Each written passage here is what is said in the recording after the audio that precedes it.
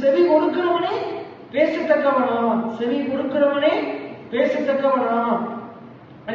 அமைதலா இருந்தா, மௌனமா இருந்தா மூடனும் ஞானவான் என்று எண்ணப்படுவான். பைபிள் சொல்றது கேட்கிறதுக்கு தீவிரமா இருக்கணுமா? எப்படி இருக்கணுமா? கேட்கிறதுக்கு தீவிரமா இருக்கணுமா? பேசுகிறதுக்கு நம்மளாக பேசுறதுக்கு தீவிரமா இருக்கிறாங்க, கேட்கிறதுக்கு பின்வாங்கி போய் தாமதமா இருக்கிறாங்க.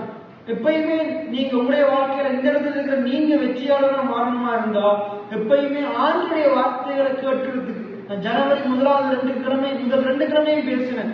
நல்ல வார்த்தைகளுக்கு, ஆண்டுடைய வார்த்தைகளுக்கு, நல்ல போதனைகளுக்கு நம்முடைய செவியை சாய்க்கணும். தவறான வார்த்தைகளுக்கு, தவறான போதனைகளுக்கு நாங்கள் நம்முடைய செவியை என்ன செய்யணும்? விலக்கி கொள்ளணும். நல்ல காரியங்களுக்கு செவியை சாய்க்கணும், தவறான காரியங்களுக்கு செவியை விலக்கணும். நீங்க வெற்றியுள்ள ஒரு வாழ்க்கை வாழணுமா இருந்தா இந்த தேவனுடைய சுவிசேஷத்தை, இந்த சத்தியத்தை நீங்க கேட்கறதுக்கு அதிக நேரத்தை கொடுக்கணும். எத்தனை பேர் ஆமேன்னு சொல்றீங்க?